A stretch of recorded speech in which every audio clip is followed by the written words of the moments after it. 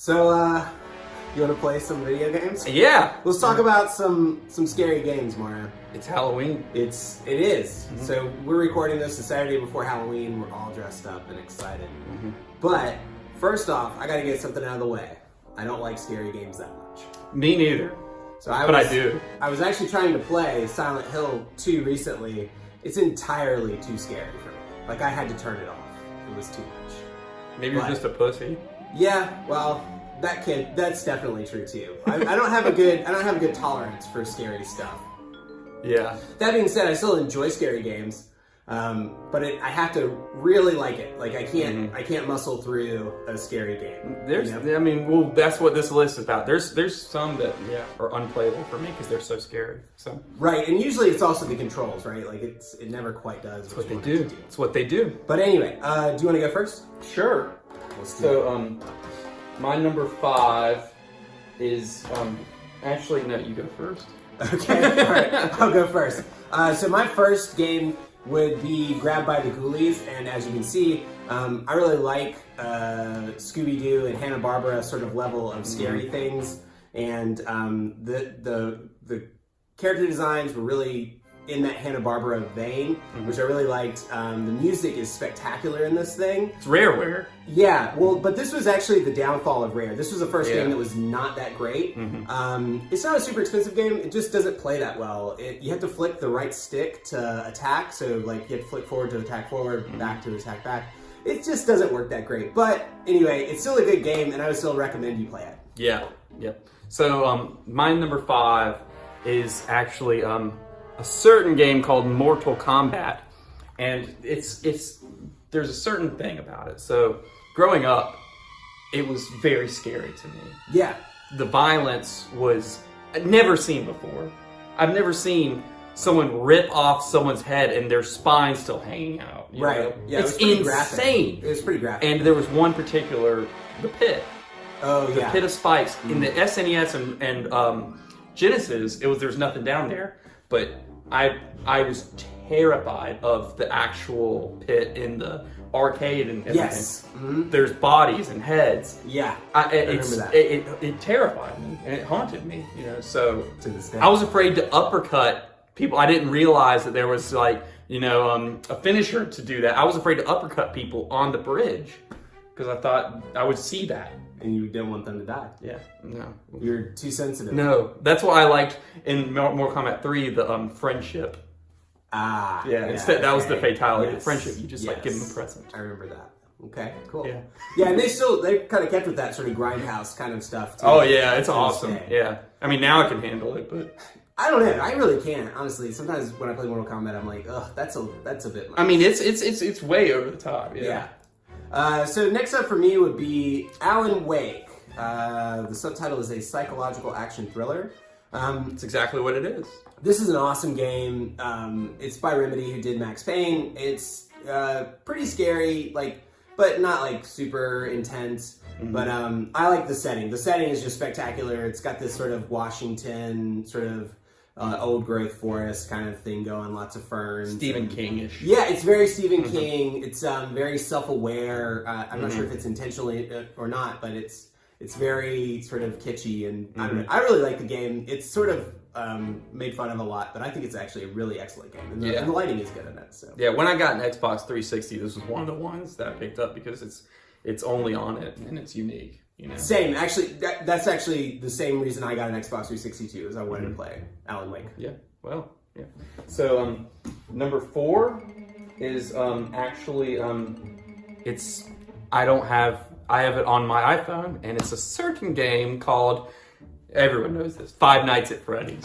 Okay. So never played one of these. It's very scary, and it's not just the jump scares. Like as a kid, Chuck E. Cheese's or Showtime or Showplace or whatever, Showbiz Pizza or whatever the heck it is, those animatronics were terrifying. Terrifying.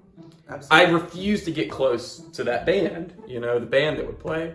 And this uses that in such a great way.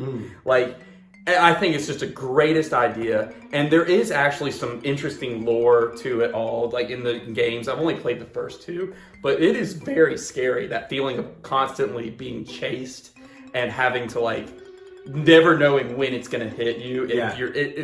It's really thrilling. That panic, right? Yeah. Yeah. And it's just a childhood trauma that's chasing you, so. Well, there you go. So my next one, I've actually wanted to play this game for a long time, and it's Project Zero 2, aka Fatal Frame 2 on the Wii. Ah, okay. This game is awesome. It's a remake of the original game, but it doesn't change anything about the story, just the gameplay and the graphics. It's by far, I played all three versions, the PS2, the Xbox, and the Wii version. This is the version to play, hands down, of the game. I had to install Homebrew to get this to play on my Wii because it's region locked, but that's easy. And anyway, so it's a little expensive, but as far as niche horror games go, it's not as expensive as, you know, Haunting Ground or one of these Rule of Rose, like one of these really, really expensive horror games. So anyway, check it out, and definitely, if you like Fatal Frame, this is an absolute must-play that we never got. And the Wii just seriously was lacking in hardware, or excuse me, in software, and I don't understand why this game never came to the United States. It blows my mind. It's interesting that certain games like that, like Resident Evil 4, another horror-ish game, is that kind of, in a way, the definitive edition is on the Wii. You know? Yeah. The aiming and everything worked really well on the Wii. So my number 3 is actually not a horror game at all. Super Mario 2. This is like the David Lynch of Mario games. It's a dream, and it's a weird dream. The Shy Guys, back then, I mean, now they're kind of like cartoony, but they were creepy. Just these dudes walking around with like blank masks, and then it was just a creepy world, all of it, and I love it. It's one of my favorite games of all time. But it's a very creepy world, and it had this kind of just aura of just weirdness about it. And then again, there's also the scariest villain of all time, and it's Phanto, the mask.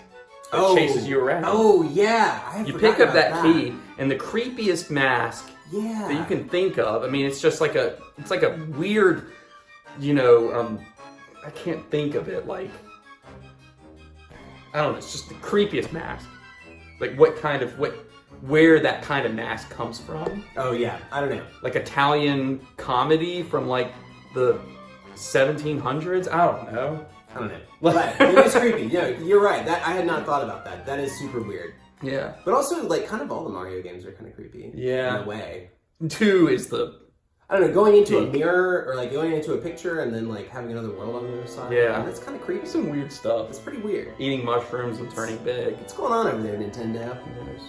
So next up for me is Dead Space 2. Like I said, I don't like horror games, but fuck, I love this game. I actually prefer Dead Space 3. It's my favorite in the series, but that's only because in Dead Space 2, you are so tortured and tormented by those bastard necromorphs that 3, you just like kill them all. Like you're not threatened at all. But 2 is the one that really captures the sort of alien vibe of, you know, isolation, no sort of hopelessness.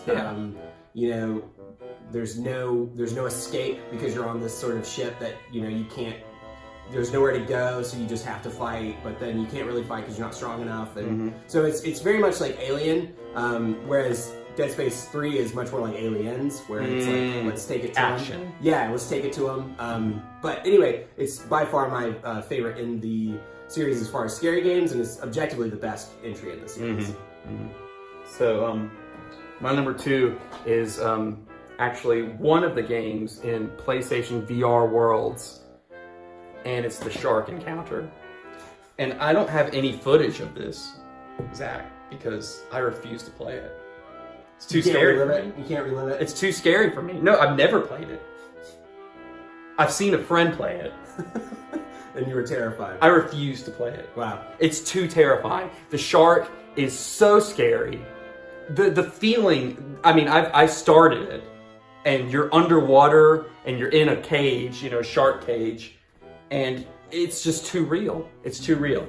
It's too real. You feel like you're actually deep underwater. It's no. Refuse to play it. Just no. I hate sharks. It's my number two fear. I mean, I think I can appreciate them from afar, but yeah, I don't. I Want to be around appreciate one. them. I don't want to be around one because I hate them. They're living death, right? That's all they do. They're just murder machines. Ocean Nazis. I swear I saw one wearing a swastika one time. On its flipper, or yeah, it was wearing the band. You know, on its.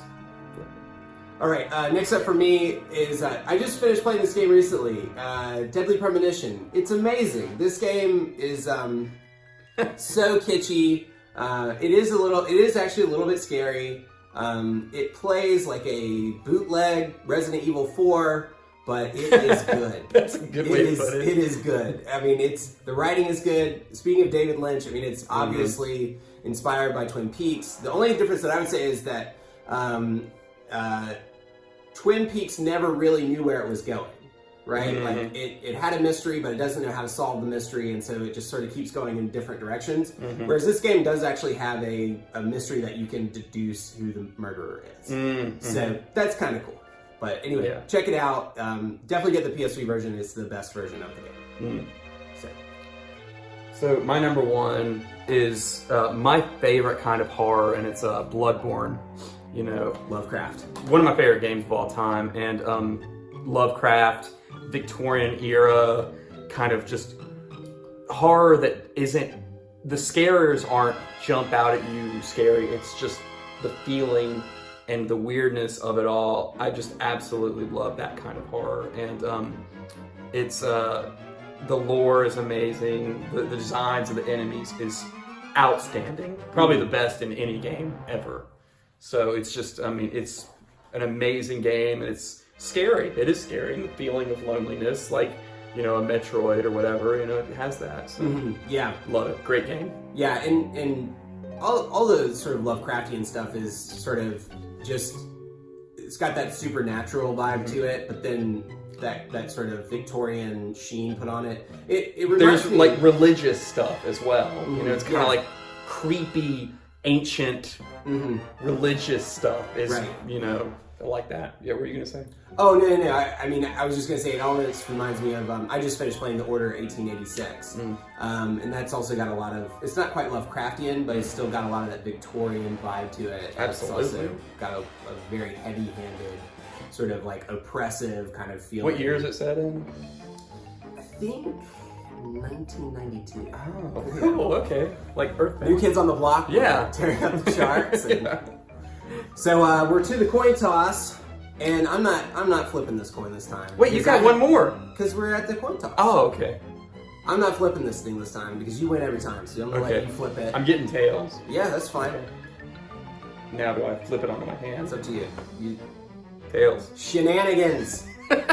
Shenanigans. Well, I was just going to talk about Stubbs the Zombie. A little bit expensive for the original Xbox, but definitely not a great game, but it's got so much character. The soundtrack is A-list indie artists. Yes, the whole thing is excellent. Just doing old 50s songs. Yeah, it's great. The gameplay is questionable, but and it, you know, it may not be worth the price to you, depending on, you know, how you view things, but it's still a good game. Mine is never released, technically. PT. Ah, okay. I don't know if you've played it before. I haven't played it. I've watched it. It's terrifying. Yeah, PT was Konami. They're gonna Silent Hill. relaunch Silent Hill, but then it just didn't happen.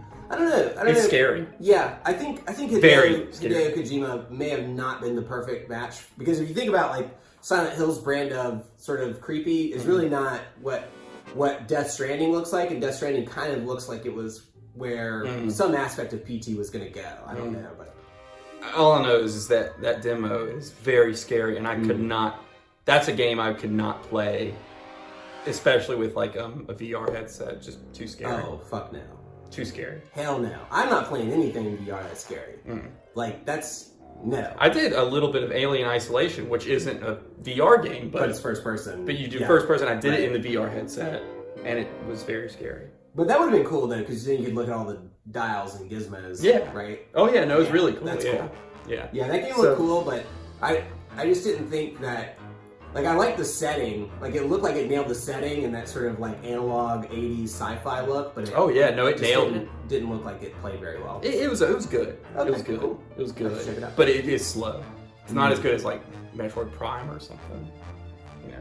So, what's your favorite Halloween movie to watch? Return of the Living Dead. Hands down. Oh. Hands down. Hands down. That movie is funny, it's clever, it's scary, good real effects, it's a great zombie film, but it also... That's the third one, right? Makes fun of... From the 80s? Well, Return of the Living Dead is its own series. It's not a part of the Night of the Living Dead series. Okay. Yeah, it's the one...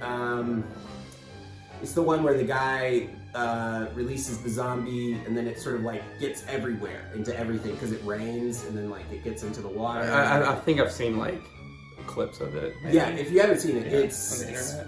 spectacular. Okay. Mine's the one that I like to watch is the Over the Garden Wall animated Never heard of it. miniseries. Amazing. Cool. Watch it. Have to do that. Yeah. All right, well, thanks for watching, and if you have any suggestions for future videos, or if you want to just leave a comment below, we appreciate it. Happy Halloween! Happy Halloween! Cheers.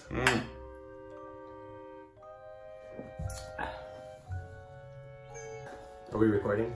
Hey, Nancy. This is what we've become. This isn't what it looks like. Just two guys hanging out. Hey, cheers. Cheers, Mara.